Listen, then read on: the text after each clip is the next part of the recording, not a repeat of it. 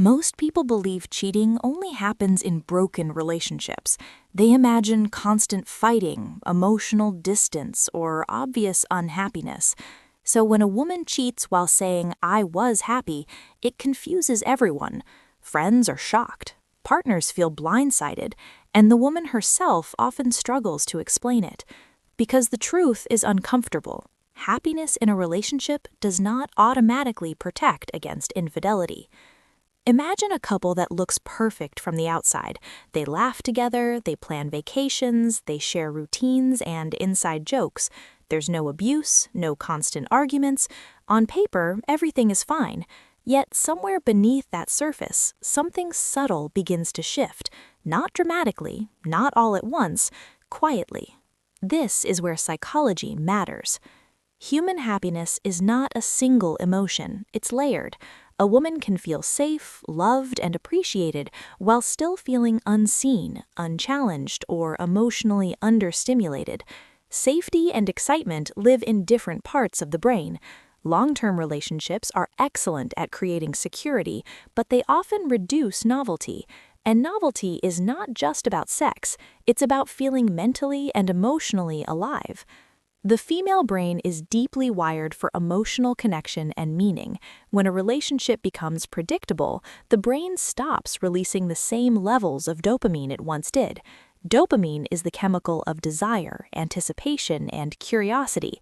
Love starts with dopamine. Long-term attachment runs on oxytocin.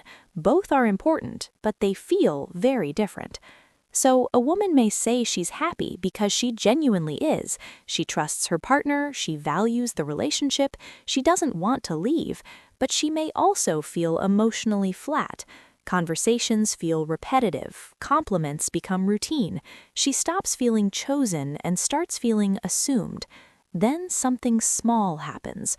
A coworker listens differently. An old friend asks deeper questions. Someone notices a detail her partner stopped noticing years ago. At first, it feels harmless. No intention, no plan, just a spark of emotional recognition. The brain lights up. Dopamine returns. Psychologically, this is where many affairs actually begin, not with desire for sex, but with desire to feel alive again. Another powerful factor is validation.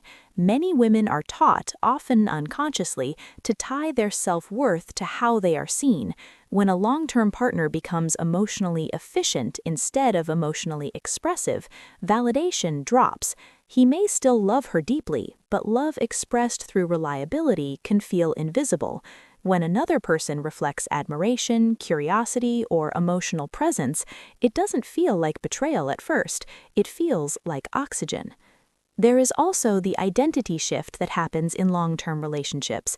Over time, many women move into roles: wife, partner, mother, caregiver, supporter.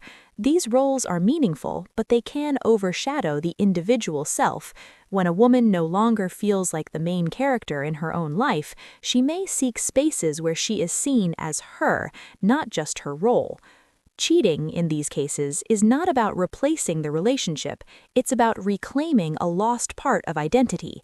This is why many women who cheat still say they love their partner, and they mean it. The emotional contradiction is real. The brain can compartmentalize. One box holds stability and commitment, another holds excitement and emotional intensity. Psychologically, the mind separates them to reduce guilt. Stress and life transitions also play a role. Major changes like turning 30 or 40, career plateaus, becoming a parent, or losing a sense of personal growth can trigger internal questioning. Is this all my life will be? When that question meets opportunity, vulnerability increases. Importantly, cheating is rarely a sudden moral collapse.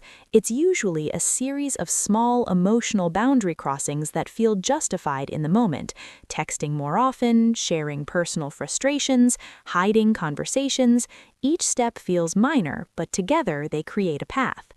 From a psychological perspective, intention matters less than emotional momentum. Many women who cheat did not wake up planning to betray anyone. They drifted into it while trying to meet unmet emotional needs.